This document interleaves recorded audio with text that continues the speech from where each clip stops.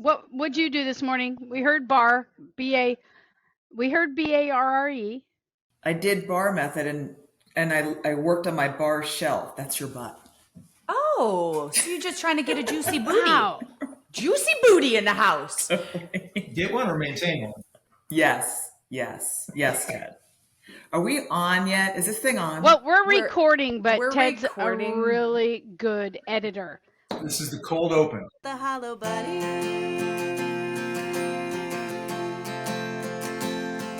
And we all feel hollow sometimes. Greetings and salutations, and welcome to the Hollow Bunny Leadership Podcast. I am Kristen Zeman, and I am here with my energetic enigma co-host, Sylvia Moyer. I just pulled that out of my butt. E-words. An E-word today. Okay. Yes. Well, yes. we're not talking about butt. This is a family show. You are an No, it's enigma, not. Sylvia Talk about Moyer, and you are my podcast co-host. And Sylvia and I are former police chiefs, but this podcast is not just for cops. No, it's not. It is for anyone interested in talking about life and leadership, and particularly the lessons that we've learned about both. And these lessons fill up the Hollow Bunny. People always want to know what is with the title of your podcast.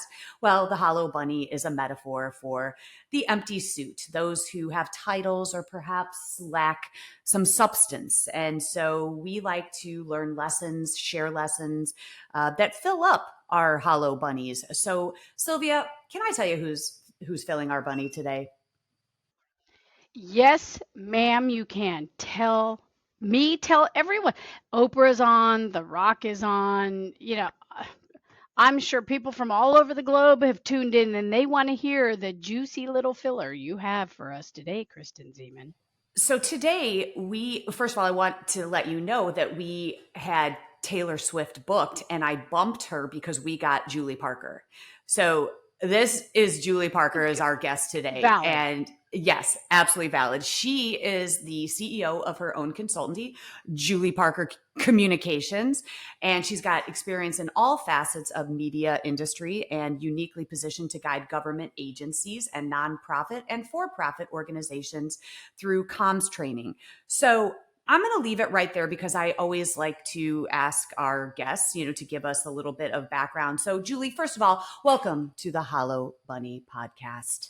Welcome. Thank you very much.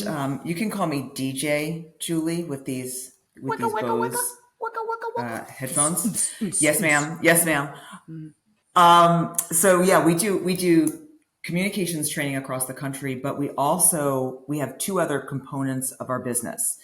One of the other components is crisis communications response, and I'll have more on that later when you ask me about one of the highlights of my career. And then the other component is we have a bunch of clients on communications retainer, and that can mean we are an organization's crisis communications insurance, meaning we just sit in the background lurking, waiting to be called upon if needed.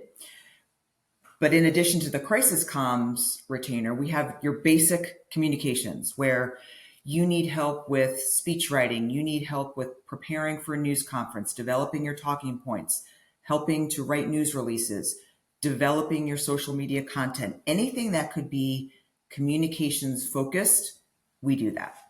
Okay. So back up. First of all, I met you at the IACP many, many moons ago when you were, doing some consulting for them. But back up, because I am always so intrigued to hear about someone who is in journalism, in media, and I'm assuming that's where your journey began. So tell us about how you got into this line of work, and then how you crossed paths into the law enforcement realm, because in your profession, they call that going to the dark side. So I want to hear about, how you started and how you, it's true.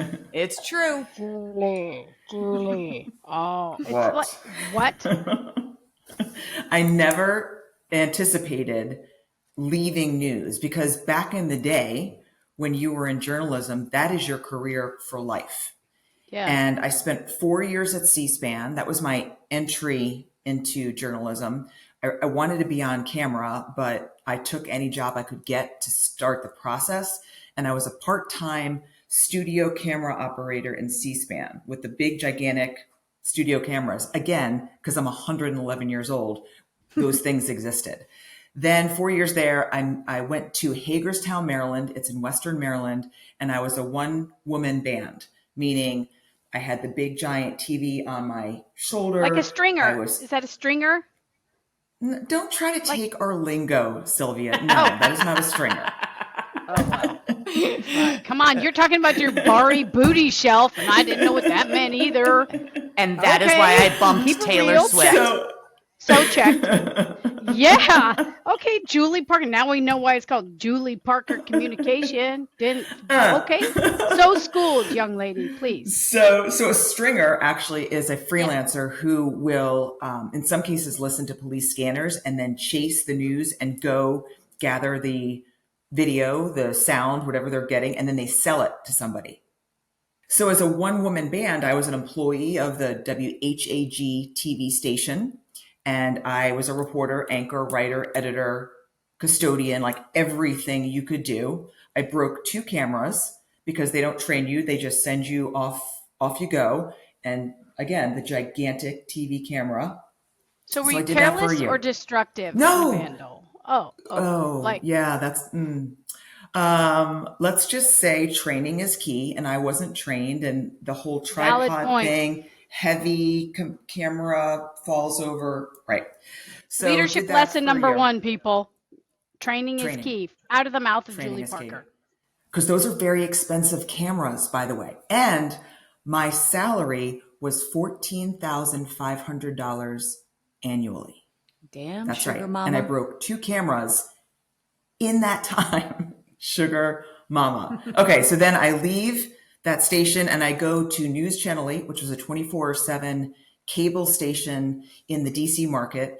And I went there as a writer saying, I'm going to get on air. So within a month, I got on air and started my career in journalism in the Washington, DC market, was there for 4 years. One September day, I left downtown Washington, DC after doing a story on Michael Jordan and the Wizards.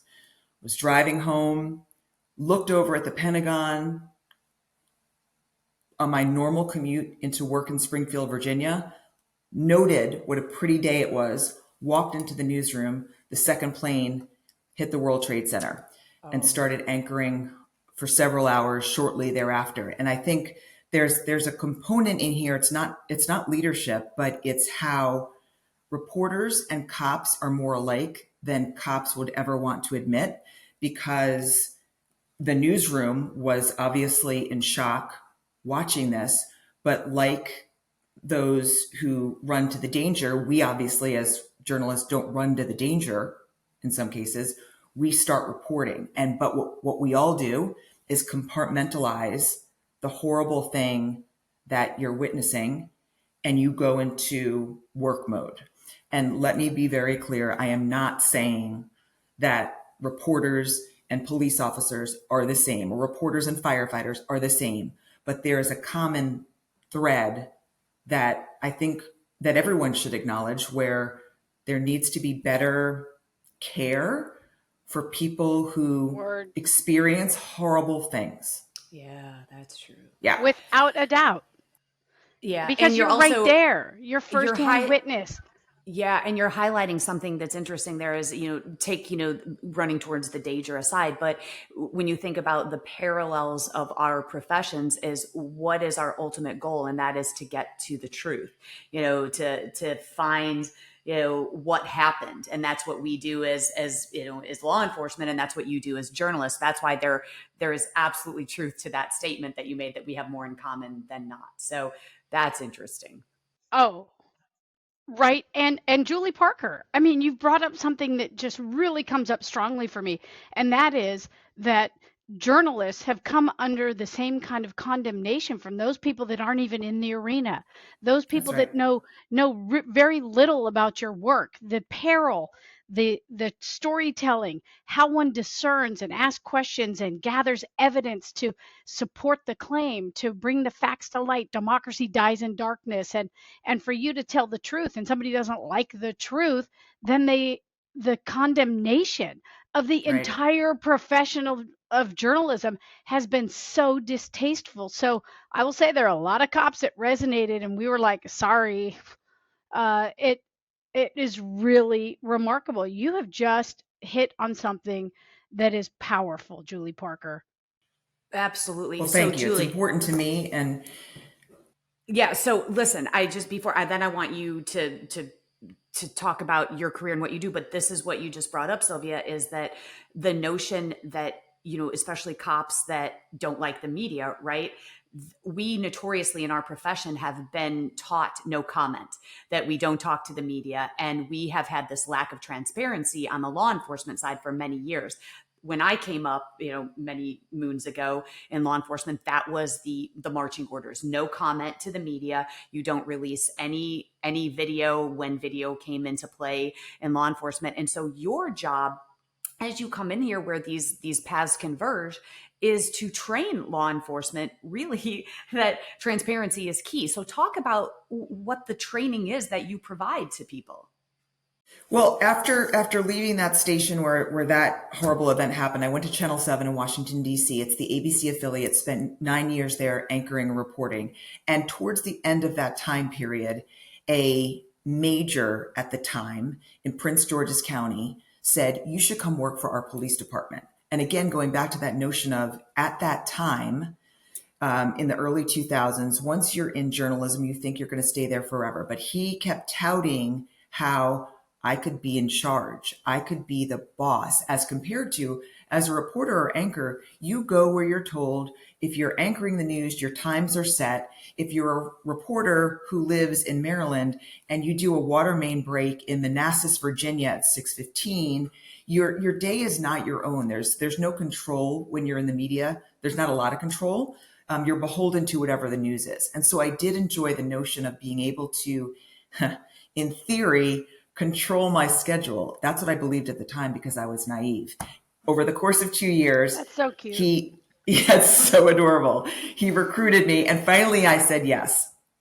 And I went to my first police department, and it was the longest, most challenging, most informational phase of my career. It was 5 years at the Prince George's County Police Department, which sits on the border of Washington, D.C.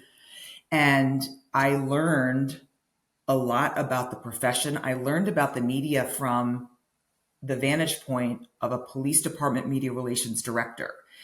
And I worked very hard as a journalist to be fair and balanced, to treat everyone well, to take both sides of the story and work through that to report on the news.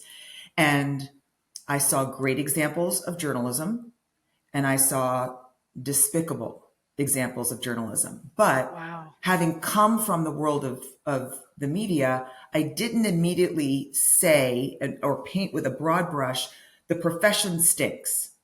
Because like any profession, you have your rock stars and you have people who stink. And you learn to work through it, and you don't just throw out the whole profession because a couple of people are not good at what they do. And I learned so much about, well, I guess the thing that stood out to me most was that people didn't know, regular people did not know the amount of training that goes into that profession. And I saw firsthand how judgmental the public is. And it's like, you two certainly know this. Well, you should have shot the armed suspect in the knee because that would be gentler than something else. Well, if the armed suspect is coming at you with a weapon and you have that amount of time and your life or that of the public or your fellow officers is at risk, then you have to make difficult decisions. So I got to experience all of that through ride-alongs and being at homicide scenes and working very closely with command staff all the way down to the recruits and talking to the recruits about This is why we don't say no comment anymore. I started in 2011, was relatively new at the time for journalists to be in that position. And in the DC market, which is a top 10 media market, it was new to have a journalist in this role. And I probably worked 70-hour weeks because I wanted to prove to a lot of people, including myself, that we could change the reputation that our department had by using social media to communicate and thinking of it as like a customer service relationship where we're the government agency, you and the public need something or want to share something, and we're actually going to respond to you on social media. And then also the relationship with the traditional media had to be better than it had been. Coming from the world of reporting, I knew exactly what reporters needed, wanted, what times they needed it.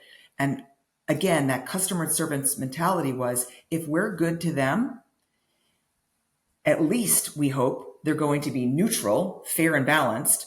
But at best, we're going to get better coverage than we had been before because they're going to trust us, know us, like us better.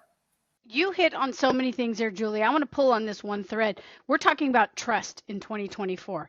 And I was fortunate to come from an organization that we had a professional journalist early on in my career as our media person.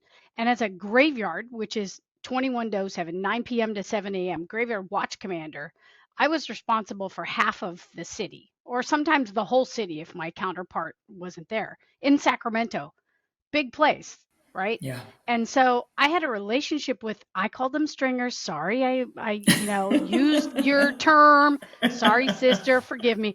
And they were respectful of me. I was respectful of them. I gave them space. They knew because I'm not really tall. I stood up on the curb. They stood down in the street. They got their soundbite. I respected them and gave them access. We had a relationship where I could tell them no now or yes and I would give them B-roll or another term. I would give them what they needed in the time they needed it to tell our story with You gave truth. them access to B-roll, Yeah, which is you allow them closer to the scene. They earned it. And it wasn't super popular. And so when we're talking about this relationship, this is in every industry. You have a relationship, you provide guardrails. I mean, how meaningful and important is that for this public service, for this leadership piece? Can you kind of talk about that? It's not rocket science. Right. It's not. Treat them well. Start by assuming they're going to be good. What about that? Say it, Kristen. Make a charitable assumption. Make the charitable assumption. Bam. So do that. Then if they go off the rails, then you bring them back in. I'll give you an example. We were at a very sort of dramatic homicide scene where a body had been discovered in a well on a home's property, a well. So the well went down 40 feet deep. Someone reported the body. Our homicide detectives come in hazmat suits, very, the big white suits. It's very dramatic.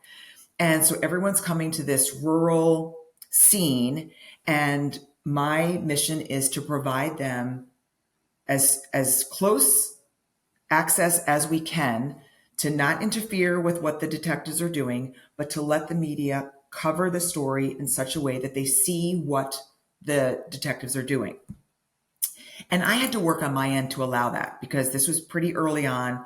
Our culture hadn't changed entirely. And so I said, work with me and I will make sure that the media follows the rules. So we have a little cluster of reporters and we're giving them access, and we can't tape off the entire area. It was too big an area.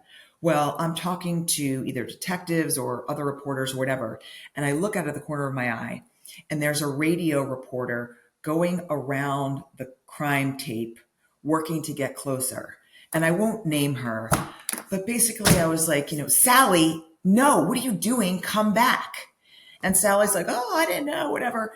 And I worried that I was going to my reputation was going to be burned on the detective side. See, we gave you an inch and your people took a yard. First of all, they're not my people. I just work with them. But these missteps happen, and Sally and I had a talk, and Sally then stayed behind the line, and nothing was ruined. No investigation was compromised. Good and point. moving forward, we didn't bar people and keep them 2 miles back. Right. So I also want to talk about something here that has been such a resistance on law enforcement side. And you mentioned, going into that police department, and you didn't say the words, but it's marketing. And, we have been notoriously bad at marketing ourselves. Law enforcement is, we stay in our silos, and then, only the bad things get reported. And so we've come into this evolution of understanding that we have to market ourselves as if we are any kind of other organization. And that means putting out the good things. And, and Sil had mentioned earlier in Sacramento that they had a journalist come onto that side of the police department, but this was new for me. So when I became chief, I hired someone from the media side. And what he brought to the table was, we got to go on TikTok. We have to, start putting forth the personality of these police officers, because they're the ones who are interacting with the public. And I got so much pushback from the traditional minded officers as that, why do we need to be out there, bringing personality when we're just here to do a job? What is your response to that, to the resistance of marketing a police department, which, puts us in a light where you see the things that you wouldn't normally see us do? Luckily, that has changed drastically. That old school mentality of, we're not going to do dances. You're not going to have us drinking coffee with the neighborhood. We're not doing all that. You're very, I'm not going to say quickly. It was a process, but it would be somewhat unusual in 2024 where you don't see a police department marketing itself. And I want to be very clear. It is not spin. You'll hear that phrase, oh, it's propaganda. Why? Because we're out at the local coffee shop, meeting with people, drinking coffee, and then we post about it. Why is that propaganda? Right. It's our news, and we're sharing it.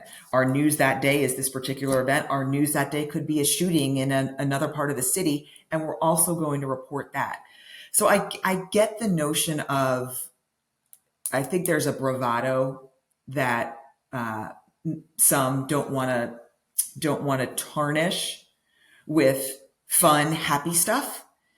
But given where the profession has gone, just since I started in 2011, think of the major incidents that have become news and history across this country. Not all of it good.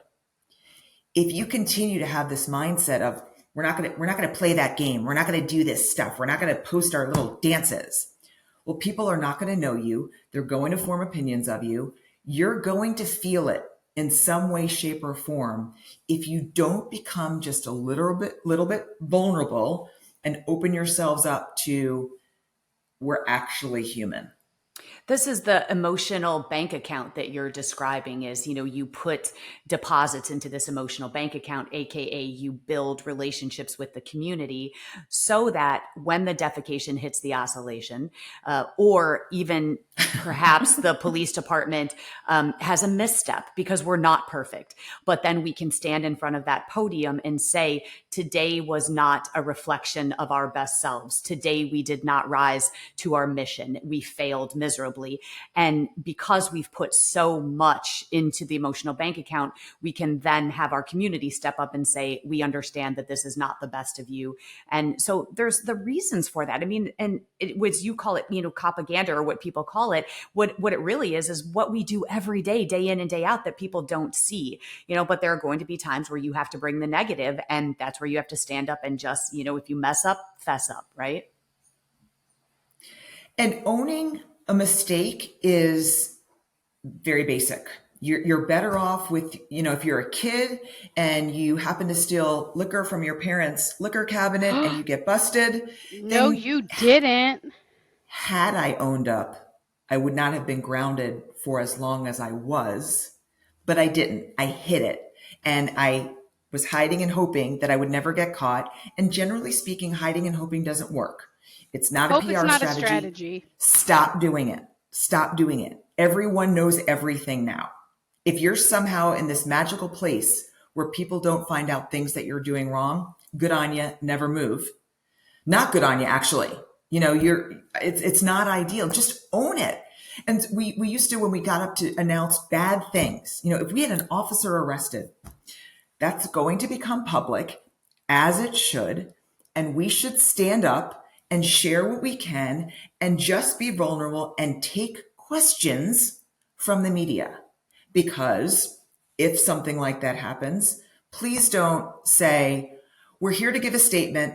Obviously, we won't be taking questions, and off you go. No, nothing's obvious about that. If you call the media to your house, if there's a news conference, you make sure that you open yourself up to answering questions. Can you answer every single thing? Of course not. Can you explain why you can't answer some things? Of course not. Nothing makes me crazier than when law enforcement calls a news conference and then all they do is give a statement and walk away. It's not a news conference. I took that advice once and I said, I will never do that shit again. And I'll tell you, Julie Parker, I had as a police chief, I've never pretended that I'm good at any of that stuff. But, it was a point of serious contention when in a very, very difficult time as a police chief, I said, our officer acted outside of our values and our training. To actually say that, I had chiefs go, what are you saying? It was true. It's true. Right. Everybody What could see it. It's like, and I told him first, I told the organization first, and I'm like, our officer acted outside of our values and our training. This is a matter of extreme consequence for us. And so that, I was met with just rage. And so I think there's a point that you're giving people, Julie Parker, and that is permission to speak the truth using words that paint the picture.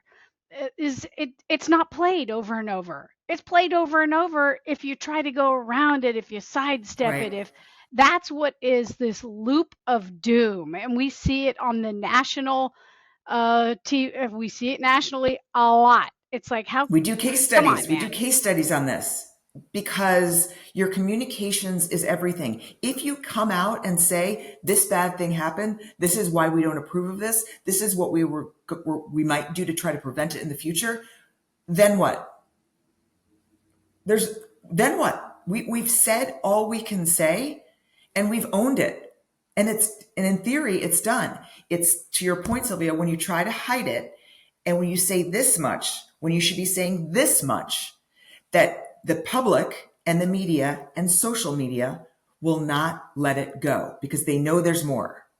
You know what it takes? It takes a gravitas. It takes Yes, that confidence. person that's standing up there to build their team, to bring people in, to say this makes sense, this is truth, this is what we're going to say because this is truth. And then it takes I believe this is what we're talking about in executive development and policing, is like, look, don't take joy in somebody else's pain. Have what Kristen and I talk about, this charitable assumption. We're going to stand there beside them and say, this is tough, and you are surviving. You are speaking truth. Your character was on full display. Right, Kristen? Yes. And I love, Julie, that you brought up the V word, that vulnerability to stand up in front of the world and say, we can be better. And I always looked at that in this way, as there are three parts to an apology. I am sorry, we were wrong. And it's the third part that we often forget is, here is what we're going to do to fix it. Or here is how we are going to be better going forward. Say it again. There are three parts to an apology. I am sorry, I was wrong, and here is how I'm going to fix it. Here is what we are going to do going forward so it doesn't happen again. Do you think that the reason that this doesn't happen is that pride or fear, or what is it that makes specifically well, maybe I shouldn't say specifically, because if you look at like the medical field, how many things are going wrong in hospitals that we don't know about? But the public doesn't hold hospitals to account the way the public holds law enforcement to account. Yeah, right? and I think it is. I think there's a parallel there with officers being those people who, just by the very nature of our profession, we have to enforce the law, which makes us not very popular. And so, as a result, when we do something wrong, it's a hypocrisy. It's that, well, you hold me to this accountability standard, and yet you have breached that trust. And so they're harder on us. And I think that's the comparison to the medical field, is that, we're just here to help. And, the Hippocratic Oath, do no harm and help people. And where law enforcement, it's that hypocrisy. And I think that's what infuriates people. Well, and we think, if I'm gonna, all my healthcare people are gonna rise up with the pickleballers and the people who walk like dumb shits. They're all gonna rise up and be at my front door. Okay, so yeah, and the medical field kills through malpractice like 10 Right. times more people per year, and the people are typically naked and on they're unconscious and surrounded by a lot of really awesome trained people and great technology, and yet things go wrong. Now, I'm not minimizing it. I think the difference is we enjoy privileges, we enjoy governmental entitlements and authorities that other people don't. The two, that we're the only profession. We have the right to use deadly force, Right. and the right to deprive someone of their freedom. Those are very significant pieces, and we have become the reflexive muscle of the government in places we're not appropriately placed. Through history, the police have been thrust into that, and it puts us in conflict with people. I get it. And because we have that, not me, but because law enforcement has that power, it's even more imperative that if something goes wrong, you just explain it. I will tell you that we have found that in doing crisis communications response, that most times when we get that call, not all, but most, the call comes late because either the agency, and this goes for governments as well, not just law enforcement, but or organizations too, they wait for whatever reason. They try out their apology. That's not quite there. They don't apologize to see how that goes. They stay quiet, see how that goes. And generally, if the event is significant enough, it's just not going to go away. It's only going to get worse. Bad news does not age well like a fine wine. It gets worse. Right. And you could point back to when Kristen had the very significant crisis of her officers responding to the plant. I'm just going to say that because I always mess it up. I'm sorry, Kristen. And 6 of her cops were 5 shot, 6 injured. I get it, Mr. Hamstring. She stood there. She spoke about this incredibly significant event. And here's something I want you to, you have to be prepared for the fallout. How many emails did Kristen get by people saying, I'm very concerned about you, that you have thyroid cancer? It's like, wait, What? I'm sorry. I'm leading people that have just, people have been murdered. These incredible people who were murdered by a madman, and cops shot running into danger, and they neutralized that event, and they saved a lot of people. And she was standing up as their leader speaking about this. And what was the fallout, Kristen? So Julie, after, I was at the podium, we had 3 press conferences, and, and this was, my first indoctrination into national news, everyone being there. And then also, having to confront a shooter who had revoked a firearm owner's identification card. So now people were looking at who's at fault here. How did this person get the gun? So we're dealing with all of this. And I start getting just inundated, and my administrative assistant inundated as I'm standing at the podium. Apparently there is a bump on my neck that people start to zero in on. And people started writing emails. And I'm not kidding. The subject line is "You have cancer" in all caps. And so people zoned in on this bump on my neck, which I had no idea I had. So, honestly, it was great. It turns out I didn't have thyroid cancer. It was a cyst that was growing on my neck and turned out to be nothing, but it was just funny. Oh. The fallout it's just interesting. And the fallout is that people were then focused on something different. And I was having to deal with that and trying to respond to people. So finally I just, put out a statement as, please don't write in anymore about the bump on my neck. Thank you so much. And I'm getting it checked out. It's probably just a peanut butter M&M anyway, just stuck there. But anyway, that's just like, it was just interesting, the fallout. Be prepared for anything. But even doing that, how many people wouldn't? That's a very human response when you're getting inundated with questions and presumably they're concerned for your well-being.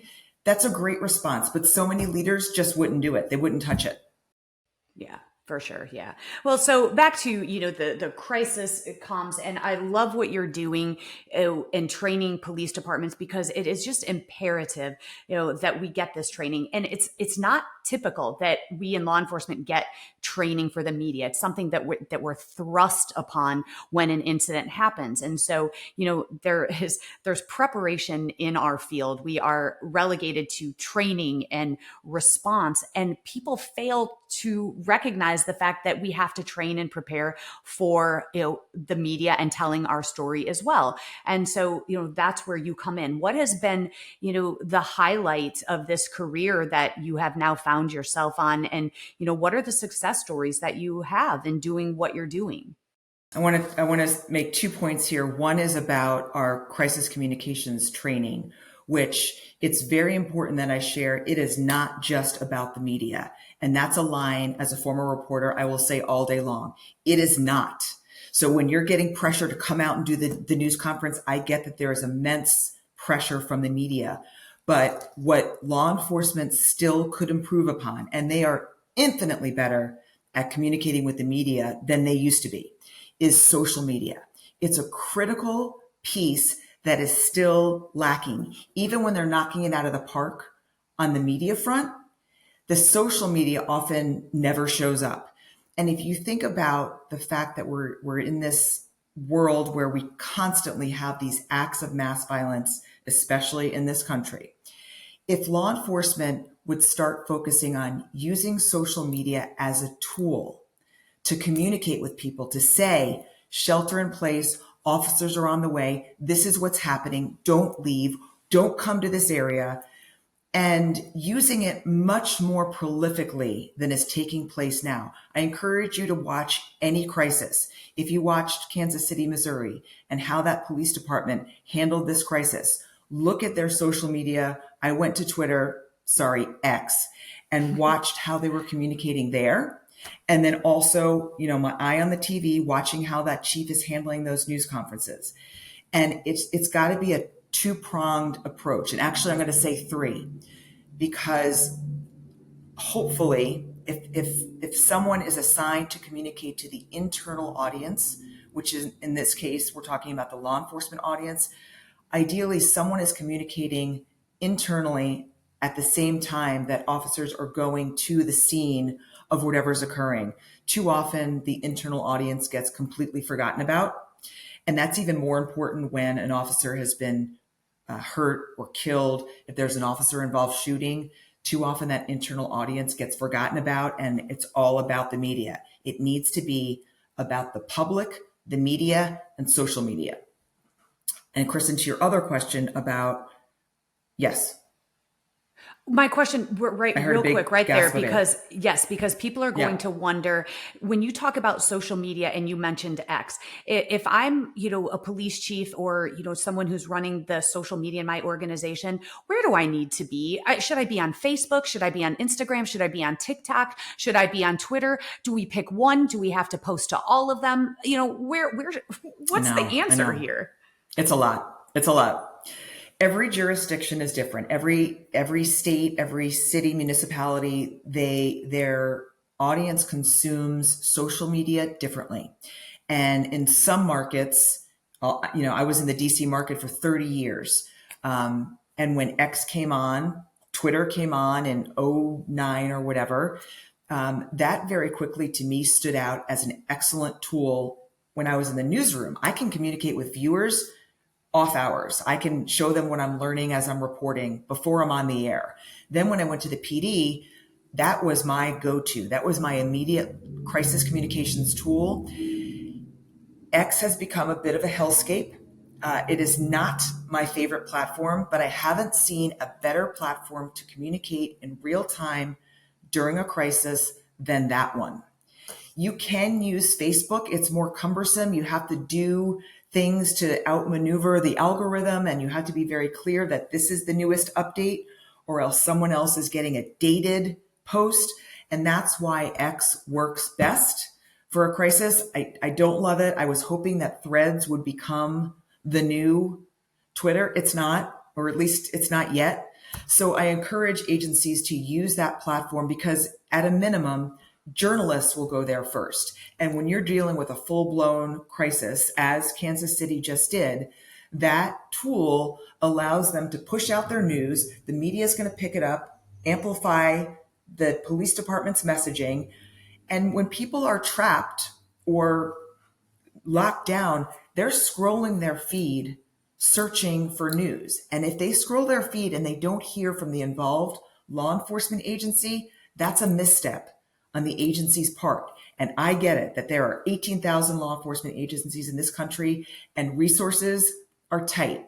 But if you know today in blue skies times that we don't have enough people, we don't have the man or woman power to handle social media, identify someone today who can. If you've got a rock star person in the Department of Health where you are, can they be your backup if a crisis comes and you turn over your social media to that person working with someone from the agency? Here, you can push this out. This is safe to share. Or train a team. We have a team of folks that are trained and given the authority across the organization, kind of in this cascading environment, 24/7 environment. So that seems like that would be super robust as well. It's working well. Or outsource it. This is one of the things that my firm does. I'm sure other firms do, where we handle social media for law enforcement agencies for whatever reason. They could be a decent sized agency. They don't have the right personnel in place right now. So the other piece that Kristen talked to you about was that, I think she called it that big event. What was like that big thing, that watershed moment? I mean, you spoke about 9/11 inspiring you, really driving you to a more meaningful kind of path, and that's compelling. In the job, I think she asked you that, and then I want to hear, what would you say to your younger self now? So you got two big launches there to chew on, and fill this bunny. On the highlights, which were actually lowlights for what occurred, there are two. One was while I was at the Prince George's County Police Department, March 13th, 2016. We had an active shooter at our police headquarters that led to the friendly fire death of an undercover narcotics officer, one of our own. And that was about 5 years into my tenure there. And my biggest takeaway from that lesson was, for the 5 years leading up to that day, that was national news in no time flat, we were accustomed to using social media and traditional media and internal communications on a regular basis. This was not new. When that terrible crisis hit, we'd been doing this all along. So that even though it was horrible and there's that fog of war and you don't believe the text when you see it that comes in from your deputy chief of patrol, you just have muscle memory and everything happens as it should from a communications perspective. The other highlight of my career that again stemmed from a low light was about 30 days after January 6th, we got the call to help the United States Capitol Police through the crisis of January 6th. And I was just in awe of what that department and responding agencies experienced. And what was noteworthy was that department was not accustomed to communicating with the media frequently, to using social media. It was not wired that way. And there are a variety of reasons that that occurred. Watch them today. Look at how the United States Capitol Police communicates differently today. The image was transformed. People didn't necessarily understand what those officers did prior to January 6th. A lot of people understand what goes into that job now. And what had to be done was their story had to be told. And I will never forget being a brand new consultant on that job and telling leadership it's really important that we have our officers explain what they lived that day. And I talked to a sergeant. He didn't know me. I didn't know him. He talked to me on the phone for 2 hours, a stranger, and cried about what he had, and I get choked up to this day. That is critically important that the public hears that. They're not robots. They didn't orchestrate this. It wasn't just any other day. It wasn't a tour. And so if you don't communicate that, then wrong, false, lies are allowed to fester. You have to talk. And so I'll never forget that. I'll never forget the wonderful men and women I met at that department. And it's a lesson in crisis communications. You have got to speak as quickly as possible to counteract the disinformation that exists in the world that we're in today. In Julie, every environment. Wow, Julie. Thank you for lending your talent, your skill, your ability to our profession, because you're making us better, and especially by drawing out, the truth and inspiring people to shine the light in those dark places. And when we learn each other's stories, it becomes more humanized, and that's exactly what our profession needs. And thank you so much for contributing to it. It has been an honor to have you on today.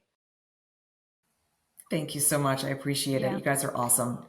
Yeah, Julie, thank you, thank you, thank you. And we are a better profession, and society is better because you are aiding us in telling our story and telling the truth. And so we'll hear maybe in a future episode, Julie Parker version 2. We'll hear about what you tell your younger self. We know you have a hard stop because I think you're briefing what, Interpol, or No. talking to NASA. I think Kristen said, you're teaching, the journalist of Lester Holt apparently is coming to you. No. No. I have a call with the state agency. Okay. Not quite that dramatic. It was a treat. So Kristen's going to take us home. Thanks for filling our bunnies, Julie Parker. You gave us a lot to consider and a lot to take action on. Yes, you are the best, Julie Parker. And you can find Julie and her team at Julie Parker Communications. Reach out to them for all your comms needs. Today, thank you so much, Bunnies, for showing up. Big thanks to Ted Madden, who produces this podcast, although I'm in charge today and drunk on power. And the song you were about to hear was written and performed exclusively for our podcast by my handsome and talented son, Jake Zeman, and his friends, Fabian and Zoe.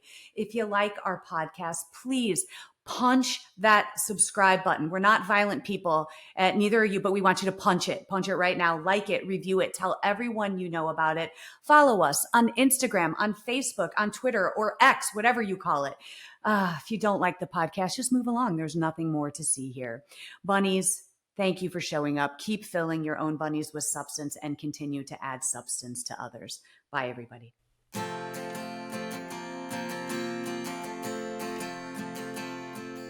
When you look inside, what do you find? Are you content to fall behind? When you lose your way and you fall, so why have courage and get ready to fight the hollow bunny?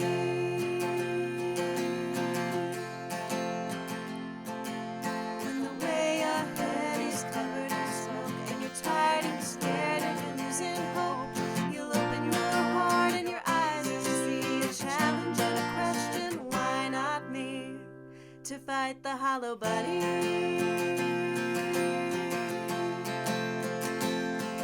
And we all feel hollow.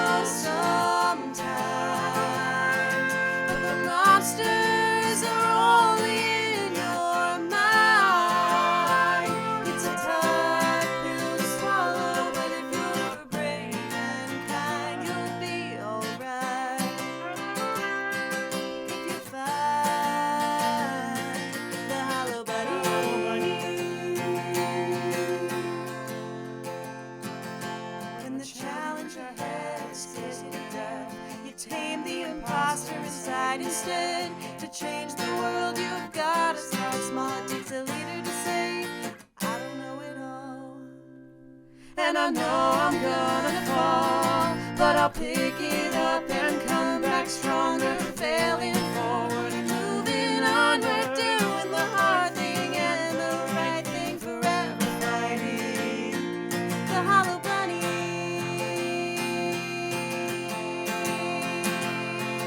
And we all feel hollow sometimes, but the monsters are only in your mind. It's a tough pill to swallow, but if you're brave and kind, you'll be alright. If you fight the hollow bunny.